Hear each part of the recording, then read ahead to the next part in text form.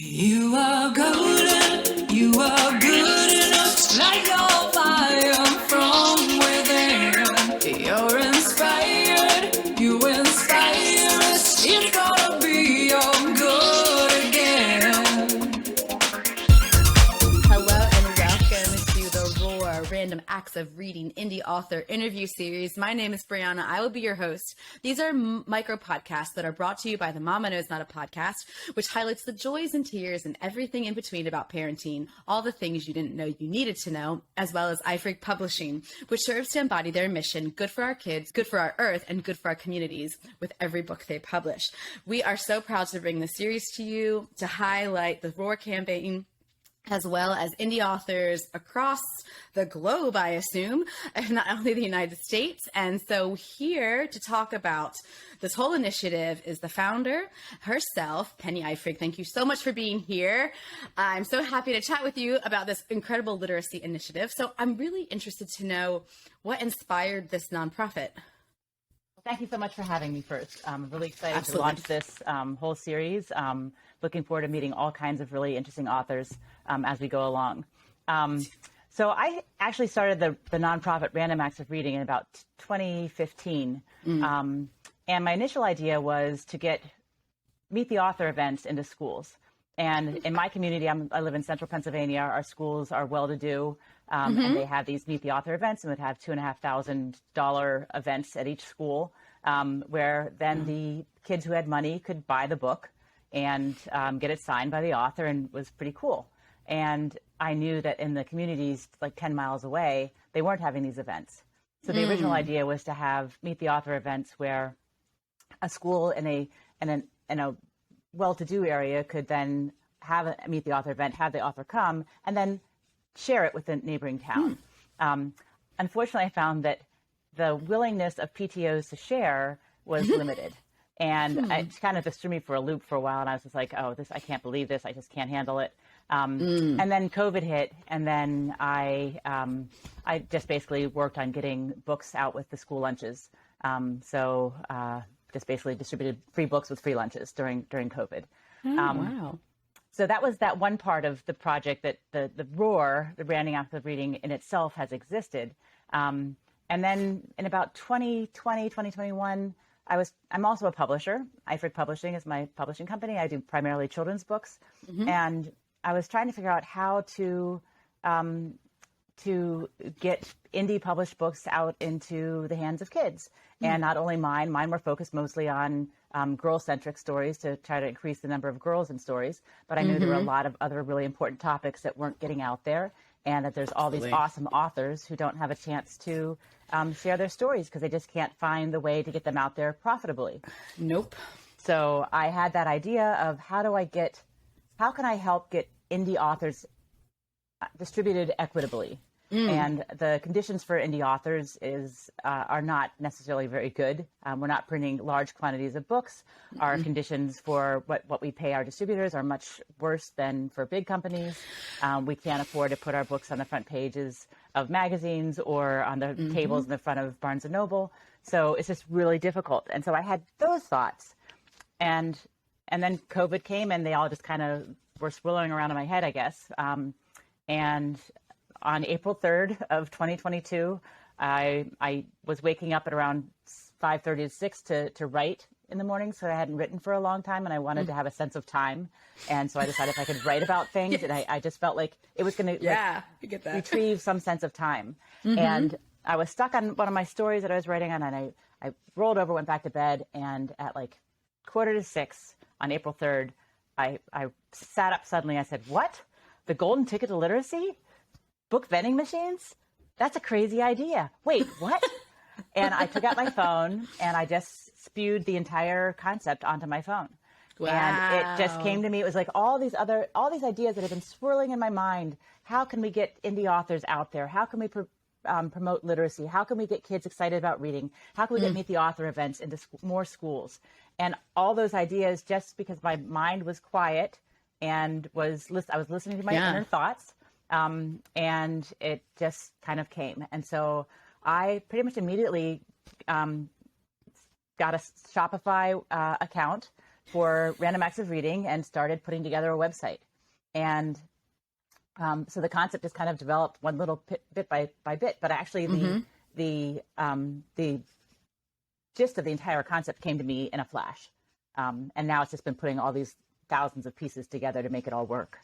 That's incredible. I think it's so great. And literacy is a topic that's personally near and dear to my heart. I think there's always more ways to have outreach to kids and to promote reading and literacy. Let's think about it from a historical perspective, has been for the privileged and access to books and print, and that, you know, to a degree still resonates today, kind of with what you were saying about just the communities that you're surrounded by.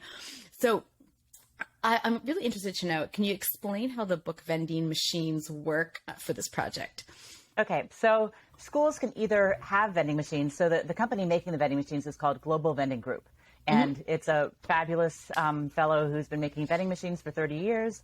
And he just said, I would like to do something good with vending machines too, not just soda and chips. And he said, I'm going to make a book vending machine. So he started in 2018 making these machines and then selling them to schools, who then found means to put books in them. But it was always a struggle. They kept calling up and saying, hey, do you have lists of books? How do I get books affordably? What can I do? So when I reached out to him, he said, well, actually, this is perfect timing because we're getting more and more of these machines out there. And they're all like, how do I fill them now? And it's just a big hassle. And then the machines were ending up in storage cabinets because nobody wanted to take the time to vet enough books to find the right books for their school. So the vending machines are basically delivered. Either you have your own machine that you can pull out of the closet now because it's filled up with great books, but they're being packaged in bundles. And so you can get a basic bundle of books that is all indie authors and indie publishers. That's really important to me, to give them a voice. Absolutely. And kind of uplift one another as we go through this. But the machine is installed in the school, I would say in front of the library or next to the principal's office or someplace at the entrance foyer. So when people are coming in and out, they are just, it's kind of there. It's visual. The kids can get excited about it because they know if they're going to get a token for the machine. So every child will have an opportunity to earn or receive a token for the machine. So some schools have PBIS systems in place already, which are kind of a positive behavioral interventions and support system. Some schools think those are terrible and don't have them at all. So it's really up to the school to decide how they're going to distribute them. If a kid's having a hard time, doing the right thing and earning a token, they're going to have a birthday, or there'll be something that they can be celebrated for that they can earn the token. So on Fridays or whatever day the school decides, they call down the 10 or 15 kids who have earned a token that week. And they're kind of celebrated as they go down the hallway, and then they go to the machine and they can put their coin in. And when they do, it lights up and it's exciting. And so they can go through and they'll have 22, I think, different, what are they called? Just like a rack of books that they can see. And so they select the one that they feel is the right book for them, and they put the token in, and it comes out just like a candy bar would. And so it's just a really cool chance to select your own book. You're not being given a book. You're not being told you have to read this book. You're getting the opportunity to read this book, and you kind of earned it, or it's a positive thing. It's supposed to be a positive response to whatever they're doing in school. And the cool thing about this is when I woke up with this golden ticket idea, was kind of like Willy Wonka. Inside, instead of the candy bar coming out of the machine, inside one of the books in the machine is hidden a golden ticket. And unlike Charlie from Willy Wonka, it's not just he and her grandfather, who get to go to the factory. When the child finds the golden ticket, it has a QR code on it. And the teacher will play it, or the principal will play it, and it announces from the author that they will be coming to their school either virtually or in person, depending on where they're located. And will be presenting a Meet the Author event to the entire school. And with that, everybody in the age-appropriate category would get a copy of their book. So let's say it's a K through 3 book. all the K through 3 kids, they can all attend the assembly. And then the K through 3 kids get that book, and then they'll do an assembly for the 4 to 6 kids. And then they would get a book that's age appropriate for them. So every child gets a book from the machine, and every child gets a book from the Meet the Author event. And all kids get to attend the Meet the Author events. Oh, that's awesome. I love Meet the Author events. They're so fun. Yeah, also nerve-wracking because kids are like, they're really honest. But I know how much my kids would get excited about it. And there was always a lot of hype before the author came. And then the kids with money got the book. And then it was kind of like one and done, it was over. And so what this concept does is it creates like a continual excitement every week. They're reminded, oh, I can get my book. Oh, right. I might win the ticket. Oh, we're going to have these new events. And in addition to the author coming, the Golden Ticket to Literacy encompasses all kinds of other really cool, innovative literacy projects. So one of them is that every child can submit a book to the project. And that might be one the teachers might say, if you write a story and submit it, you'll earn a golden ticket, or a token. So all the books that get submitted are going to be on an online library in a flip book form. So it will look like a real book getting flipped through that the kids have written. So suddenly every kid who submits a book is an author on a public space where other kids around the world can read their story, which is pretty exciting. And that's awesome. Also part of a contest. And then the winner of that book, of the contest each year, gets to have their book physically published. And then that could go into their own school's book vending machine. And the kid who publishes it decides which nonprofit benefits from the proceeds that their sales of their book create. So kids are learning how to be activists. They're learning how to have advocacy and agency. So it's just like another little thing along the way that just helps get kids excited about reading and writing. That's incredible. I didn't realize all those other facets were included. I think those are phenomenal. Yeah. There's also, go ahead. No, you first. Okay. Well, there's also that library, and then there's a library of probably all of the books, or as many of the books as the authors feel comfortable about sharing their entire story online. All the authors' books will be available to read as a flip book online. So if a kid has one book that they got and they didn't get the one that they thought they were going to get, they can go online and still read it at home. And we're also collaborating with a company called Readio, and they provide a really cool service where they have thousands of books that are, it's like a Zoom call, but the book is the main frame and then the people are on the top. So let's say you have a parent who would love to come in and help with their classroom with reading, but work and they can't get away. They might have a lunch break where they could then go online during lunch break and have a couple kids or the whole classroom and then share with them as if they were in the classroom, but on a Zoom call, on this Readio call. So it just brings more interaction. You could have an retirement home reading to kids during the school day, one-on-one. They could be working together on projects. So it just brings another whole aspect of literacy into the classroom with like this amazing new tool. So there's just lots of little perks that are just like have been coming together to make the total package. Well, I love that for like individuals who might be in a care home that need, support, whatever it is. It's so good for them to have familiar things, and interactions with children, especially so good for their brain dynamic. So I think that's an incredible little thing. That's pretty awesome. Why is literacy so important to you personally? I've always been a reader. I remember my first book that I read when I was 4. It was This is a you, this is a shoe, this is a you and a shoe. This is I remember it because I memorized it, but then I was so proud about reading it. Yeah. And I was one of those kids who, okay, lights out, bedtime, and I had my flashlight under the covers, reading for another half hour until I fell asleep with my flashlight on. I've always been an avid reader. Anne of Green Gables that's my favorite series, and I just felt like I grew up with all these characters from books.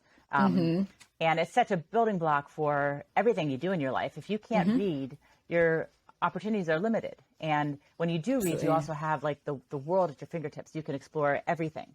So that's just a really fun, it's such an important aspect of learning is, I think, the number one thing you need to be able to do is read and be able to read well, and then understand that reading for fun is really important too. And understanding that when you read things, you might get facts about stuff and you might learn like real information rather than depending on just social media, which I think for kids as they grow up and are dependent younger and younger on social media, that they understand that reading is really important as well. Yeah, don't believe everything you hear on the internet. Still rings true today. I remember when .com boom happened and you're at school and they would tell you okay, you have to make sure it's from a verifiable source. Well, oh my gosh, we still need to remember those things today. Yeah. So you've talked a lot about how indie authors, you're inspired because, and I agree with this, that it's really expensive to be an indie author, as I am personally, which and to get into a publishing house and to get your script, there's so many loopholes and they make it impossible to jump through these hurdles. So is there anything else that's specific to indie authors of why you want their books in the machines versus, known authors like a Judy Blume or something like that? Yeah. Well, for one, I think they're telling stories from perspectives that aren't mainstream often. And those perspectives are so important that what I want this machine to do is when the kids look at it, they can all look at it and go oh, that could kind of be me, or oh, that looks like something I know, or that looks like my friend. I'd be interested in this book because it looks like my friend, and just to have that representation, which does not exist in schools. I mean, when I was starting in publishing, I was focusing on getting the girl out there, and that's just one of the underrepresented people in books, and minorities and different languages. It's so important to have this representation. So that's my number one goal, is to uplift all these amazing indie authors and help them be successful. Let them make money writing books. So they're not just writing books and paying lots of money to do it, but can actually thrive writing books, and can maybe then stop doing the job that they're just doing because they have to, and focus on being authors and write more great books. So my big wish is that we can just really lift one another up. The other cool thing is by creating this network of indie authors, I'm creating a network. I'm getting to know all these amazing authors like you who does a podcast. So when I'm feeling overwhelmed by the amount of work it's taken to put this site together and to put the project together, and it's been a pretty lonely, 8 months. But as I start growing my authorship program, I'm realizing there are so many awesome people out there with they also have important skills, and we'll be able to join in, and we can all support one another's books. We can share our contacts with other people, not share our contacts, share our information to our contacts and our networks. So I'm really excited about that whole aspect of it. Oh, I think that's phenomenal. And just to kind of reiterate your point about diversity, and I try to buy indie author books whenever I see them in the Facebook groups or whatever. And because of that, and we have my husband and I travel a lot. And one of the biggest things we say is, life can look differently no matter where you are in the world. And that's not right or wrong. It's just different to our life. So I ended up getting my son this book about the Lunar New Year. And we've read it so many times, and it has the Mandarin in it, which I don't read Mandarin, but just so he could see the language juxtaposition, and it's still saying the same thing that we're reading. Now, because of that, he wants to celebrate Lunar New Year. He wants to do the food and learn about what they wear, and so that he wouldn't have found that book. I wouldn't have found that book if I wasn't connected into indie authors, because that thing doesn't exist in our mainstream schools. And no offense to the great authors who have made such a wonderful living and the stories that they have told. But to your point, there's a lot of stories that aren't getting the acknowledgement. And now my son is learning about different cultures, not just Chinese New Year, about Lunar New Year and how it's celebrated in Vietnam versus Thailand versus China. And I think that's a really unique thing for him, because now it's not even generalized by Chinese New Year. It's specific to how different cultures embody that. So, I mean, that's just my 2 cents on it. Yeah. I also, that speaks to your point. Yeah. I raised my children biculturally in Germany and the US, and we would go back and forth every 3 months, which was not an easy way to raise kids. But it was so that they really understood both cultures. And that in Germany, we lived in a 400 square foot apartment for 20 years. 30 years. I lived in it for 30 years. And that they know that you can have you don't have to have things like like America thinks you have to have things. We lived in the middle of the city, so the city was our living room. Yes. We never had a whole lot of money, and as an indie publisher, it was always a struggle, but I was always made a priority that we didn't have things, we had travel. And so we went back and forth, and that was our culture. And I come from this little happy valley in central PA with not a whole lot of diversity, growing up. Still not great, but getting a little bit better.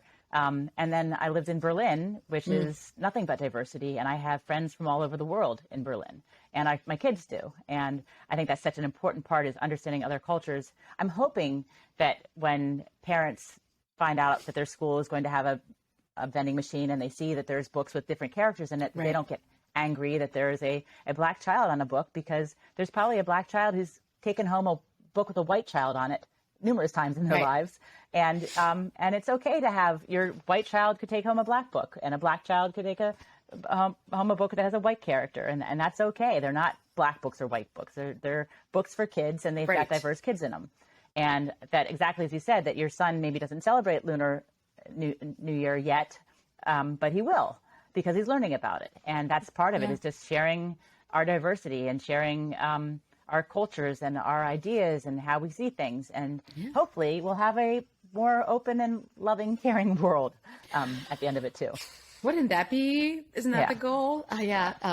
You know, my son asked me the other day, this is totally off topic. He's like, why do some people not celebrate Christmas? And I said, well, some people celebrate other holidays, you know, some people, you know, and he goes to a Montessori school. So like they're making menorahs as well as, you know, Kwanzaa setups and like all the things. So we're fortunate to have that access for him. Yeah. But, you know, I think that's such a great question from a kid, is because they only see things in tunnel vision.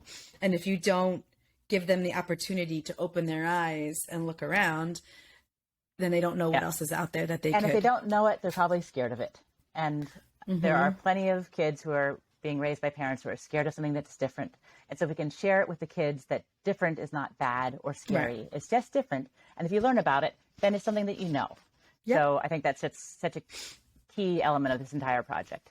I think it's so beautiful because, I mean, I'm right there with you, striving every day to create a generation better than mine, right? Yeah. You know, isn't that what you're supposed to do? Yeah.